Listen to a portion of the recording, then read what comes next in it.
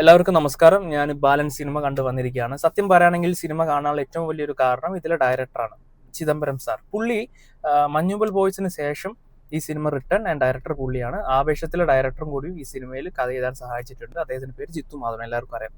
And first of all ഞാൻ ഈ സിനിമയുടെ ട്രെയിലർ ഒന്നും കാണാൻ നിന്നിട്ടില്ല. ട്രെയിലർ ഒന്നും കാണാതെ തന്നെ സിനിമ എക്സ്പീരിയൻസ് ചെയ്യണമെന്നായിരുന്നു ഞാൻ വിചാരിച്ചത്. ആൻഡ് ഇതിലെ പ്രിയദർശൻ സാർ സിനിമയ്ക്ക് കൊടുത്ത ഹൈപ്പ് ചില്ലറയല്ല. 2 വർഷത്തിനുള്ളിൽ ഈ പുള്ളി കണ്ടതിൽ വെച്ച് ഏറ്റവും ബെസ്റ്റ് മൂവി എന്നാണ് പുള്ളി പറഞ്ഞത്. സോ ആ ഒരു ആവേശത്തിൽ തന്നെയാണ് ഞാൻ സിനിമ കാണാൻ പോകുന്നത്. ആൻഡ് സിനിമ തുടങ്ങി ടു ദ എൻഡ്, ഫസ്റ്റ് തൊട്ട് അവസാനം വരെ നമുക്ക് എന്താ നടക്കാൻ പോകുന്നത്, എന്താണെന്നുള്ളൊരു ക്യൂരിയോസിറ്റി നമ്മുടെ മൈൻഡിലുണ്ടാവും.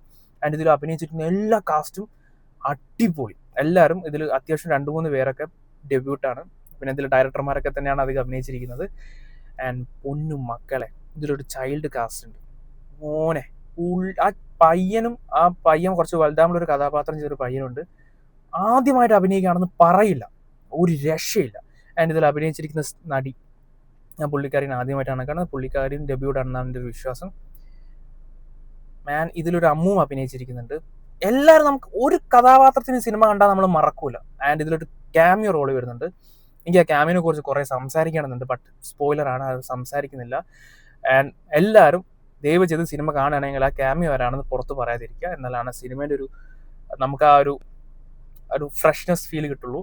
ആൻഡ് ഈ സിനിമയെക്കുറിച്ച് സംസാരിക്കുകയാണെങ്കിൽ, ഒറ്റ വാക്കിൽ ഞാൻ പറയുകയാണെങ്കിൽ, ഇതൊരു സ്റ്റോറി ടെല്ലിംഗ് മൂവിയാണ്.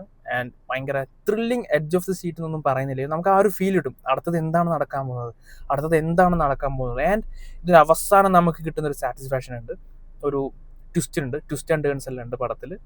And this movie is great, very great. എൻ്റെ ടോപ്പ് 2026 ഞാൻ കണ്ടതിൽ വെച്ച് ഏറ്റവും ബെസ്റ്റ് മൂവിയായിട്ട് ഞാൻ കൺസിഡർ ചെയ്തത് മോഹിനിയാട്ടവും വായ 2 ആയിരുന്നു. ആൻഡ് ഇപ്പോൾ ഇതിനൊക്കെ മേലെയായിട്ടാണ് എനിക്ക് സിനിമ പ്ലേസ് ചെയ്യാൻ തോന്നുന്നത്. കിട്ടിയില്ല പടം, ഒരു രക്ഷയില്ല. ഞാനിങ്ങനെ ലൈക്ക് ഇതൊരു സ്ലോ പേസ്ഡ് മൂവി എന്നൊന്നും ഞാൻ പറയില്ല. എനിക്ക് അങ്ങനൊന്നും ഫീൽ ചെയ്തിട്ടില്ല. കുറേ പേർക്ക് ചിലപ്പോൾ അങ്ങനത്തെ ഒരു അഭിപ്രായം വരാൻ സാധ്യതയുണ്ടെങ്കിലും എനിക്ക് ഈ ഒരു ഇമോഷണൽ ടച്ച്, ഇതുപോലത്തെ സ്റ്റോറി ടെല്ലിംഗ് മൂവീസ് ഒക്കെ എനിക്ക് ഭയങ്കര ഇഷ്ടമാണ്. ഭയങ്കര ഇഷ്ടമാണ്. ഈ പടം നിങ്ങളുടെ ഫാമിലി ആയിട്ട് പോയി കാണാൻ പറ്റുന്ന, ഒരു ധൈര്യമായിട്ട് കാണാൻ പറ്റിയൊരു പടമാണ്. This is A good Worth watch movie. നിങ്ങൾ കൊടുക്കുന്ന പൈസക്ക് നിങ്ങൾക്ക് ആദ്യത്തെ ഒരു 15 മിനിറ്റ് നിങ്ങൾ ആ പടം ഇരുത്തും. ഞാൻ പറയാണ്, ആദ്യത്തെ 15 മിനിറ്റ് മതി സിനിമ നിങ്ങൾ അവിടെ ഇരുത്തും. എനിക്ക് ഭയങ്കര ഇഷ്ടപ്പെട്ടു പടം. ഓക്കെ, ആൻഡ് നിങ്ങൾക്ക് ഇതുപോലത്തെ മൂവി റിലേറ്റഡ് വീഡിയോസ് കാണാൻ എന്നെ ഫോളോ ചെയ്യുക. അടുത്ത വീഡിയോ കാണുന്നവരെല്ലാവർക്കും ബൈ. ആൻഡ് സിനിമ കണ്ടിട്ടുണ്ടെങ്കിൽ നിങ്ങളുടെ വലിയൊരു അഭിപ്രായം താഴെ കമന്റ് ചെയ്യുക. അടുത്ത വീഡിയോ കാണുന്നവരെല്ലാവർക്കും ബൈ.